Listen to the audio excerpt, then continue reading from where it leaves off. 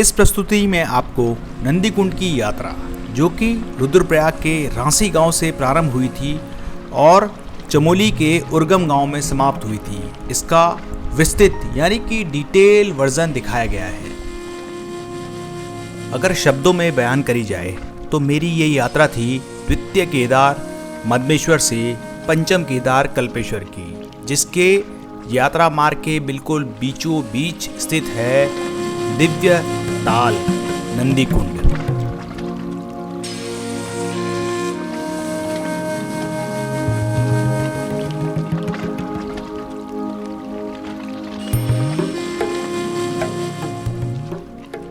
परंतु जैसा कि बोला जाता है, कथनी और करनी में अंतर होता है और इसी अंतर को पाटते पाटते हमारी ये यात्रा हो गई लगभग 110 किलोमीटर की, और जिसको तय करने पर हमें लगे 9 दिन।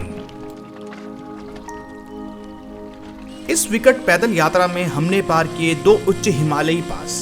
पहला था काचनी खाल 4400 मीटर की ऊंचाई पर, और दूसरा था घिया विनायक पास 5250 मीटर की ऊंचाई पर।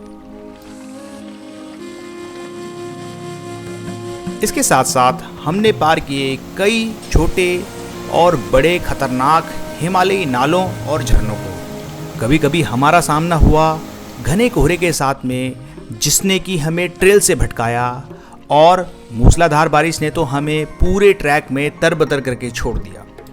इसके अलावा जहां पांडव सेरा में हमने पांडवों द्वारा लगाई गई धान की रुपाई, जिसको कि गढ़वाली में सेरा बोला जाता है, वो देखने को मिला, तो वहीं नंदीकुंड के आसपास हमें ब्रह्म कमलों के इतने सारे पुष्प मिले, जो कि जीवन में आज से पहले हमने नहीं देखे थे।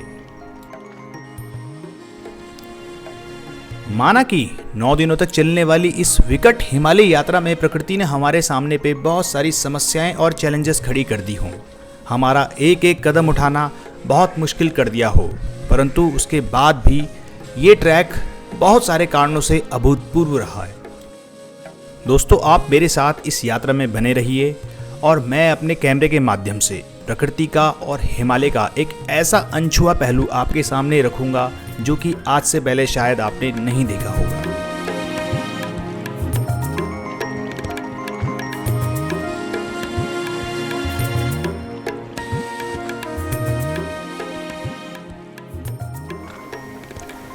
नमस्कार दोस्तों, नेचर एंड हिमालय में आपका स्वागत करता हूं। मेरा नाम है संजय डबराल।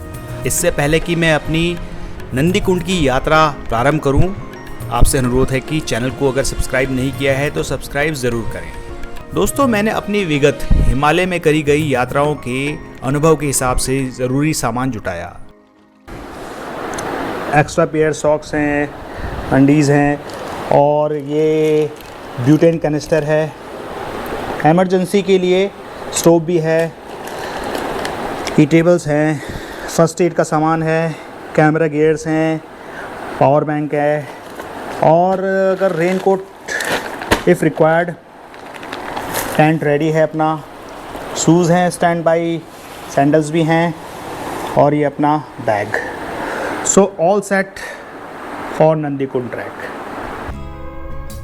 आज की तारीख है 27 अगस्त 2024 और हमारी नंदीकुंड की यात्रा का आज प्रथम दिन है। आज हमें लगभग 250 किलोमीटर की दूरी हरिद्वार से लेके रांसी तक तय करनी है। इसके लिए हम हरिद्वार, ऋषिकेश, देवप्रयाग, श्रीनगर होते हुए रुद्रप्रयाग पहुंचेंगे। रुद्रप्रयाग से हम लोग मंदाकिनी के साथ साथ कुंड तक जाएंगे, उसके बाद ऊखीमठ, और उसके पश्चात अंतिम गांव रांसी में पहुंचेंगे। लगभग 1:30 बजे के आसपास हम लोग 3 धारा के पास खाने के लिए रुकते हैं और अपने सहमित्रों के साथ में थोड़ा सा और ज़्यादा गपशप और जान पहचान का मौका मिलता है। खाना खाते ही मेरी नज़र पड़ती है उस होटल में लगे हुए एक मैप के ऊपर, जिसमें हमारी डेस्टिनेशन नंदीकुंड तो नहीं दिखाई गई थी, परंतु पंच केदार बिल्कुल साफ दिखाई गए थे। फाइनली शाम के 6:30 बजे हम लोग पहुँच गए अपने आश्रय यानी रांसी गाँव में। हमारा होम स्टे बिल्कुल सड़क से लगा हुआ था और बहुत ही अच्छी लोकेशन पे था। सफ़र की थकावट को मिटाने के लिए हम लोग सड़क पे आ गए और आपस में गपशप और चाय पीने लगे।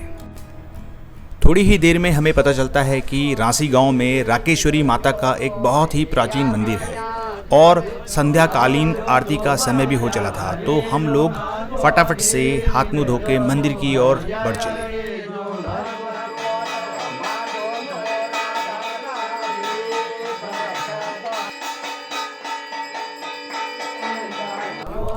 जहाँ एक तरफ राकेश्वरी माता की आरती समापन की ओर थी, तो वहीं बारिश का आगमन हो गया था। हम लोग जैसे तैसे भीगते हुए ठिठुरते हुए अपने होम स्टे में पहुंचते हैं और खाना खा के सो जाते हैं।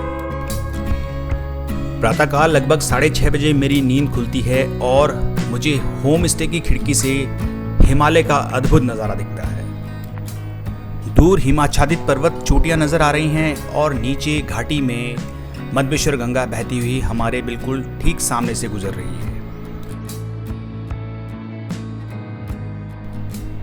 कल शाम को चाय पीते पीते मुझे रासी गांव के एक युवक ने बताया था कि जो वो बर्फ के पहाड़ दिख रहे हैं, वहीं से ही मधमेश्वर गंगा निकल रही है और वहीं स्थित है नंदी कुंड। दोस्तों, दूर से ही सही, परंतु जब हमें अपना लक्ष्य, अपना गोल नजर आता है तो मन में अपने आप ही एक शक्ति जागने लगती है। क्योंकि आज हमें अपना ट्रैक 11 बजे स्टार्ट करना था, तो हमारे पास में सफिशिएंट टाइम था, तो मैंने रासी गांव भ्रमण का थोड़ा प्लान बनाया। और अभी जिस नैसर्गिक वातावरण में मैं आपको लेके आया हूँ, इस जगह का नाम है रासी। रासी ऊखीमठ से 20 किलोमीटर की दूरी पर स्थित एक, आप कह सकते हैं, बेस कैंप है मधमेश्वर जाने का।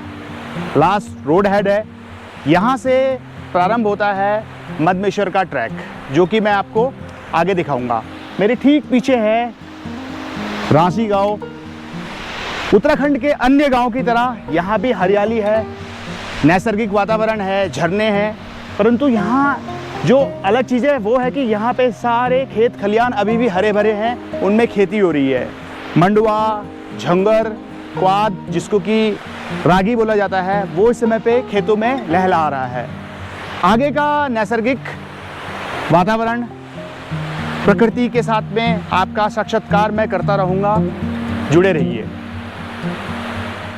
रांसी में हमारे पोर्टर्स, गाइड और कुछ हेल्पर्स जो कि गोपेश्वर से आ रहे थे, लगभग 10 बजे के आसपास पहुंच गए और हम लोगों ने 11 बजे अपना गोंडार का पैदल ट्रैक शुरू कर दिया। रांसी से गोंडार को जोड़ने वाली सड़क का कार्य प्रगति पर था। आने वाले टाइम में रांसी से गोंडार 5 किलोमीटर की दूरी भी लोग गाड़ी में बैठकर तय कर पाएंगे। बहरहाल रांसी से लगभग 2 किलोमीटर की दूरी तो हमने इस कच्ची सड़क पर चलकर ही तय कर दी। उसके बाद में हमें एक साइन बोर्ड मिलता है, जहां से गोंडार का वही पुराना ट्रेडिशनल रास्ता हम ज्वाइन कर लेते हैं। चारों तरफ मॉनसून की लश ग्रीन हरियाली फैली हुई थी और उस पर रांसी से गोंडार का रास्ता बिल्कुल मॉडरेट लेवल का था, जिसको कि हम इंजॉय करते हुए आगे बढ़ रहे थे। थोड़ा आगे बढ़ने पर हमें एक जलप्रपात यानी कि झरना दिखाई देता है, जिसको देखकर हमारी खुशियां मानो डबल हो जाती हैं।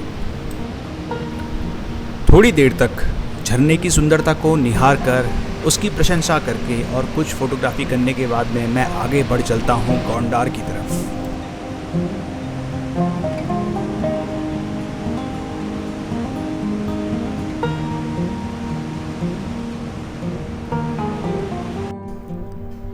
गोंडार की दूरी लगभग 750 मीटर रह गई थी। रास्ते में देवीधार का एक मंदिर मिलता है, जहां से गोंडार गांव दिखना प्रारंभ हो जाता है।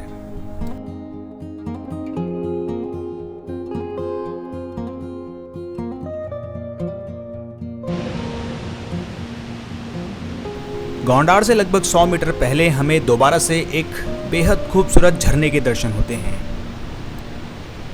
खिली हुई धूप में चमचमाते हुए झरने बहुत ही सुंदर और आकर्षक प्रतीत हो रहे थे।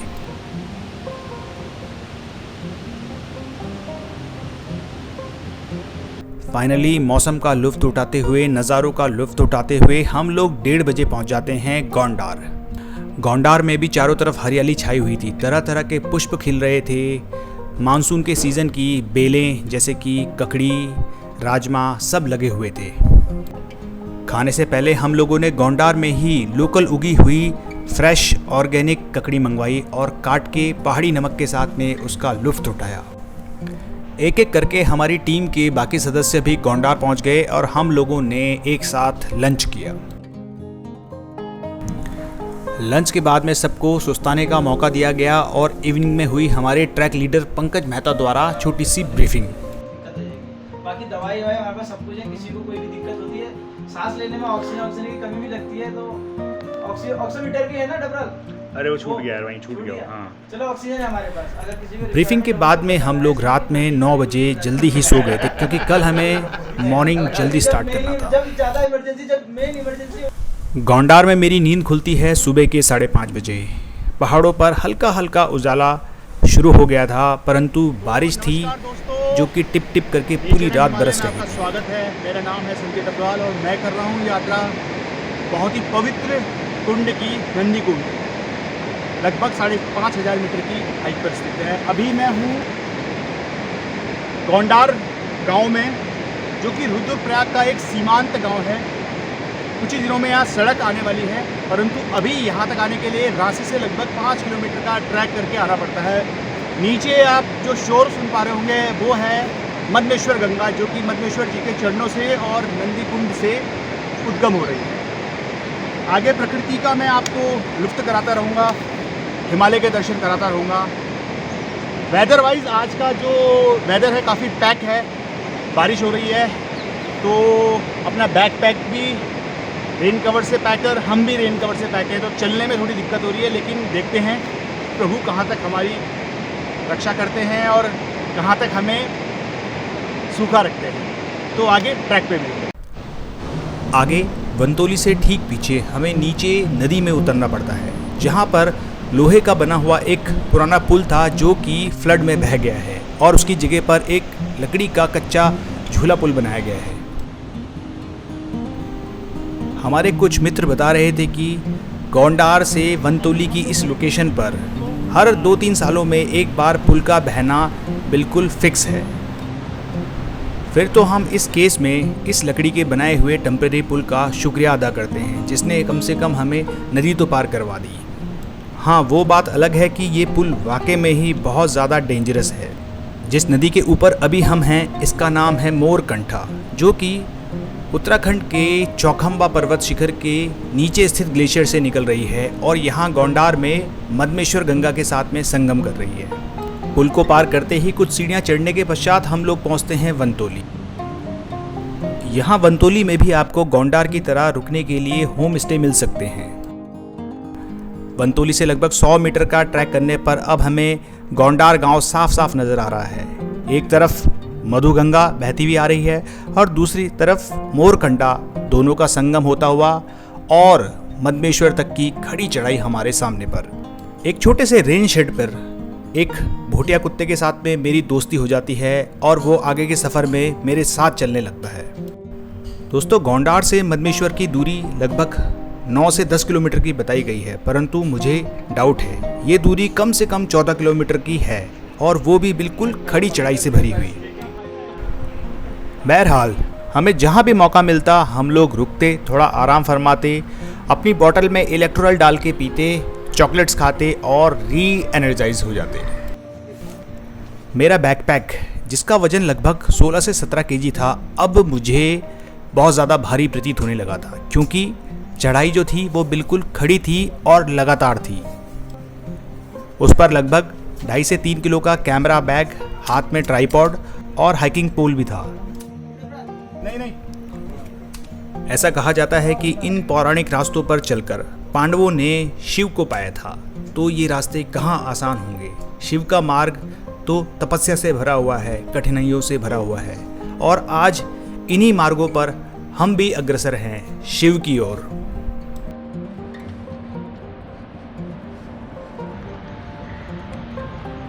आधी जर्नी गोंडार से जो मदमेश्वर की थी लगभग 14 किलोमीटर की, उसका हमने आधा स्ट्रेच पार कर लिया है। मेरे नीचे इस साइड पे बह रही है मदमेश्वर गंगा, जो कि नंदी कुंड से उद्गम हो रही है। पीछे आप देखेंगे बहुत ही अच्छी वेल डिफाइंड ट्रेल, ऊपर बुग्याल नज़र आ रहे हैं, बहुत सुंदर। क्योंकि अगस्त का महीना है तो क्लाउड बेस बहुत नीचे है। मॉर्निंग में रेनफॉल भी हुआ था, पर अभी बारिश रुकी हुई है। आगे का स्ट्रेच कवर करते हैं। बने रहिए नेचर एंड हिमालय के साथ में। आगे खडरा में एक फॉरेस्ट चेक पोस्ट है और साथ साथ रुकने और खाने पीने की व्यवस्था है। सुबह के 10 बज गए थे। हम लोगों ने चेक पोस्ट पर अपनी एंट्री कराई और आगे बढ़ते रहे। दोस्तों मेरे आप सामने पे देख रहे होंगे मधमेश्वर गंगा की जो वैली है। उधर आप देखेंगे तो एवरग्रीन फॉरेस्ट है, जबकि यहाँ है हिमालयन मीडो। आप डिफरेंस देखिए, मखमली घास बिल्कुल फैली हुई है और वहाँ है लस ग्रीन एवरग्रीन फॉरेस्ट। इनको बोलते हैं बुग्याल। हम लोग अभी हैं मधमेश्वर द्वितीय केदार के मार्ग पर। मेरा हमसफर भूटिया कुत्ता जो वनतोली से मेरे साथ आया था वो खडरा में ही रुक गया और अब नया स्वान दल मेरे साथ में ज्वाइन कर गया आगे की यात्रा के लिए। ये हम लोग आ रहे हैं। थोड़ी ही देर में हम नानू चट्टी पहुंच गए। यहाँ से मधमेश्वर की दूरी लगभग 5.5 किलोमीटर दिखाई गई थी, परंतु इसके आगे की चढ़ाई और ज्यादा विकराल थी, बिल्कुल जिगजैग।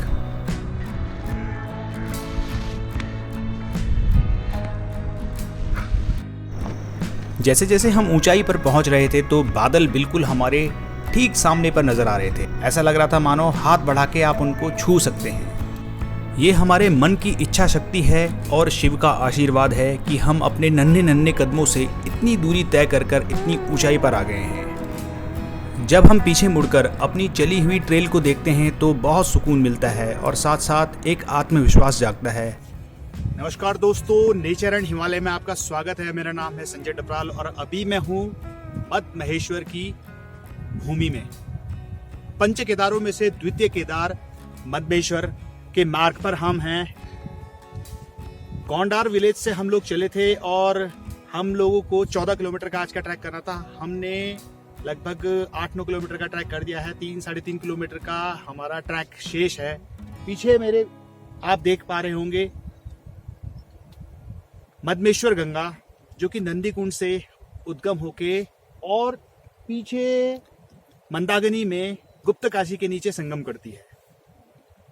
चारों तरफ हरे भरे हिमालयन मीडो यानी कि बुग्याल आप देख पा रहे होंगे। हरियाली, लश ग्रीन, आंखों को, मन को और तन को सुकून देने वाली। मधमेश्वर से लगभग 1 किलोमीटर पहले जो वैली बिल्कुल संकरी थी यानी कि नैरो थी, वो वाइड हो जाती है और अब हमें दूर दूर के पहाड़ बिल्कुल साफ नजर आते हैं। बादल होने के कारण हमें हिमाच्छादित पर्वत चोटियां नजर तो नहीं आती हैं, परंतु उन पर्वत चोटियों से उद्गम होती हुई असंख्य नदियां और झरने साफ साफ नजर आते हैं। हम लोग मधमेश्वर पहुंचने वाले हैं, द्वितीय केदार। पीछे आप देखिए इंद्रधनुष, उधर आपको धूप भी नजर आ रही होगी और यहाँ बारिश। फाइनली लगभग 5:30 बजे बाबा केदार की अनुकंपा से हम लोग मधमेश्वर सकुशल पहुंच गए। दूर कहीं हमें काचिनी धार नजर आ रहा था और उसके ऊपर बादल थे और उस ओर तो धूप खिली हुई थी, परंतु यहाँ टिप टिप करके बूंदाबांदी चल ही रही थी। हमारे मधमेश्वर पहुंचते ही दोबारा से बारिश प्रारंभ हो गई। जहां एक और हम गोंडार से मधमेश्वर की इस खड़ी चढ़ाई के कारण शारीरिक और मानसिक रूप से थक गए थे, वहीं प्रभु ने आशीर्वाद स्वरूप हमारे सामने पे ये दिव्य नज़ारा पेश किया जो मैं अभी आपको दिखा रहा हूँ। चमत्कारिक तौर पर बारिश रुक गई और सूर्य की किरणें क्षितिज पर चमकने लगी और तभी एक इंद्रधनुष मधमेश्वर मंदिर के बिल्कुल बगल से 180 डिग्री का उजागर हो गया और ये दिव्य नज़ारा हमारे सामने पर आ गया। इस दिव्य दृश्य को देखते ही मेरी पूरी थकावट मानो चुटकी में गायब हो गई। एक नई स्फूर्ति आ गई और मैं इस पल को अपनी आंखों में और कैमरे में ज़्यादा से ज़्यादा कैद करने लगा।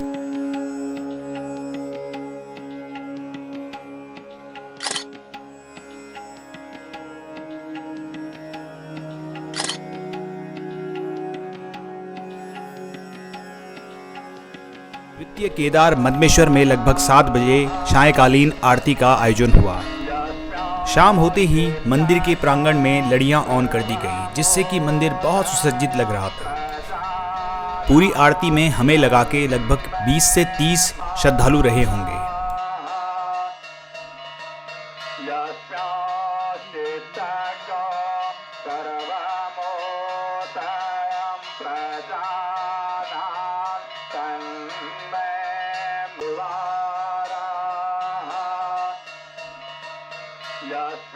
नमः पार्वती पते हर हर महादेव। प्रभु के दर्शन करके और आशीर्वाद पाकर हम लोग आज रात के लिए खाना खाकर सो गए। नमस्कार, सुप्रभात दोस्तों, मेरा नाम है संजय डबराल। आप देख रहे हैं नेचर एंड हिमालय। अभी मैं हूँ द्वितीय केदार श्री मदमेश्वर जी के धाम पे।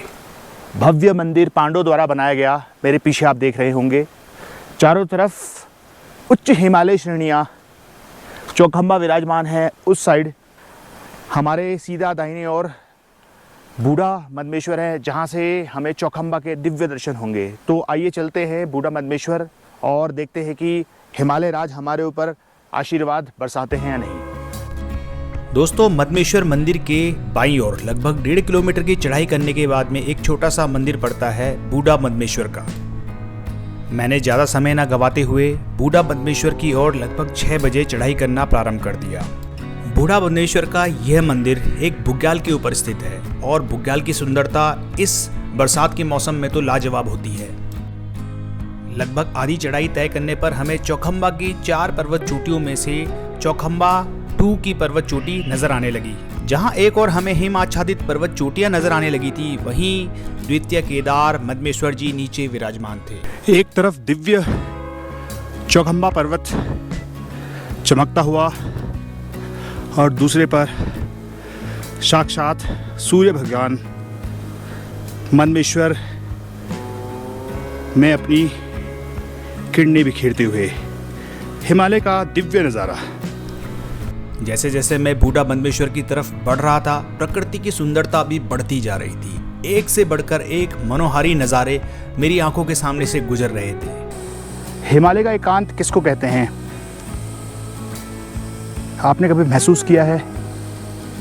तो आप इस वीडियो के माध्यम से महसूस कीजिए। अलग अलग टाइप के पुष्प, वृक्ष, हिमाच्छादित हिमालय और उसके बीच में मैं बिल्कुल एकांत, अपनी धौंकती हुई सांसों को महसूस कर पा रहा हूँ, कदमों की आहट को महसूस कर पा रहा हूँ।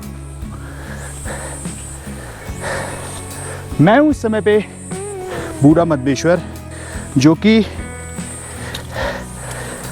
मदमेश्वर धाम से लगभग 1.5 से 2 मीटर की खड़ी चढ़ाई पर है। यहाँ से हमें चौखंबा का अलौकिक दृश्य प्राप्त होता है, परंतु अभी बादलों का एक झुंड आकर उनको ढक लेता है। तो दोस्तों, ये है बूढ़ा मदमेश्वर का मंदिर जो अभी आप अपने सामने पर देख रहे हैं, दिव्य और अलौकिक। इस लोकेशन से हमें चौखंबा पर्वत, जिसको कि गढ़वाल हिमालय का ताज कहा जाता है, उसके दर्शन बिल्कुल साफ साफ होते हैं। अगर मौसम साफ रहता है तो इस ताल में चौखंबा का प्रतिबिंब बनता है, जो कि बहुत ही ज़्यादा अलौकिक लगता है। इसके अलावा आप मेरे ठीक पीछे देख पा रहे होंगे तो आपको कुछ ग्लेशियर नज़र आ रहे होंगे, जहाँ से उद्गम होती है मोरकंठा नदी।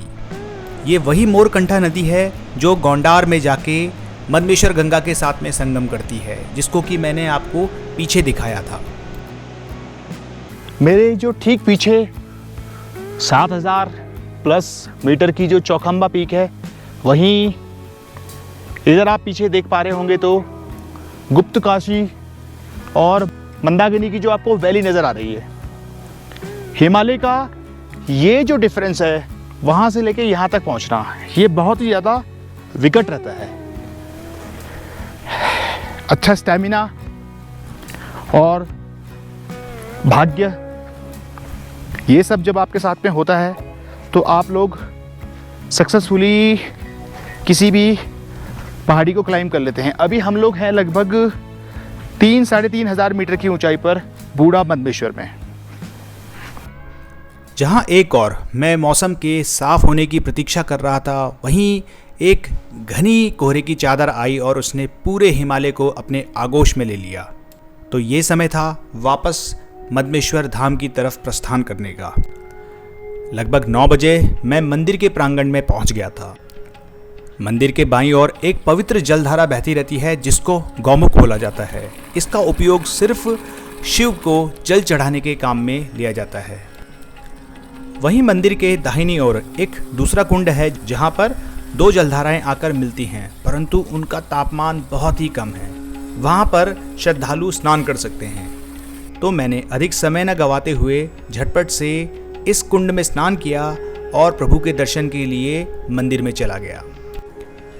प्रातःकाल हमें मंदिर में जल चढ़ाने का अवसर भी मिलता है। इसके लिए मंदिर के बाहर रखे गए तांबे के कलश में गौमुख से हम जल भर के पंडित जी को देते हैं और वो हमारे द्वारा चढ़ाए गए जल को गर्भगृह में शिवलिंग को अर्पित करते हैं। सुबह के लगभग 11 बज गए थे और अब समय था प्रभु को भोग लगाने का। मुख्य पुजारी हाथ में घंटी लिए मंदिर की परिक्रमा करते हुए मुझे नजर आ रहे थे, परंतु इस समय पे कोई भी श्रद्धालु मंदिर के आसपास नहीं था। ऐसा इसलिए भी था क्योंकि जो श्रद्धालु हमारे साथ रात में यहाँ रुके थे वो अभी प्रातःकाल आरती के बाद प्रस्थान कर चुके थे और बाकी जो श्रद्धालु अभी रांसी या गोंडार से सुबह चले होंगे वो अभी तक मंदिर के प्रांगण में नहीं पहुंचे थे। प्रभु को भोग चढ़ाने के बाद में पंडित जी ने कुछ प्रसाद बाहर पक्षियों के लिए रखा और कौवों का बहुत बड़ा झुंड दावत उड़ाने के लिए आ गया। तो प्रभु केदार की कृपा से हमारी द्वितीय केदार श्री मद्मेश्वर की यात्रा भी सफल रही। बाकी आज हमने यहीं मद्मेश्वर में रात्रि विश्राम किया। तो मित्रों, आगे के भाग में आप देखेंगे कि कैसे हमने कांचनी धार की कठिन चढ़ाई को पार किया और फिर कैसे पांडवसेरा में कैंप लगाया, जहां एक और नंदी कुंड की सुंदरता को देख के हम मंत्रमुग्ध हो गए, तो वहीं घिया विनायक की कठिन चढ़ाई को चढ़ते चढ़ते हम चकनाचूर हो गए। आप देखेंगे कि कभी हमारे ऊपर मौसम की मार पड़ी तो कभी प्रकृति ने हमें अपने अद्भुत रंग दिखाए। श्री बंसी नारायण जी के दिव्य मंदिर से होते हुए हम लोगों ने अपनी यात्रा कल्पेश्वर यानी कि पंचम केदार में समाप्त करी। मित्रों, मैं आशा करता हूं कि आपको मेरी ये प्रस्तुति पसंद आई होगी। अगर मेरी ये प्रस्तुति आपके दिल तक पहुंची है तो मैं उम्मीद करूंगा कि आप वीडियो को लाइक जरूर करेंगे। अगर आपके कुछ विचार हैं या आपकी कुछ आपत्तियां हैं तो आप मुझे नीचे दिए गए कमेंट बॉक्स में लिख के अवगत करा सकते हैं। अगर आपने अभी तक इस चैनल को, जिसका नाम है नेचर एंड हिमालय, इसको सब्सक्राइब नहीं किया है तो आपसे रिक्वेस्ट करूंगा कि चैनल को सब्सक्राइब जरूर करें और साथ साथ बेल आइकन प्रेस कर दें। नंदी कुंड की इस दिव्य यात्रा को आप अपने हिमालय प्रेमी मित्रों के साथ में अधिक से अधिक शेयर करें। मुझे यानी संजय डबराल को अगले भाग तक के लिए आज्ञा दीजिए। नमस्कार।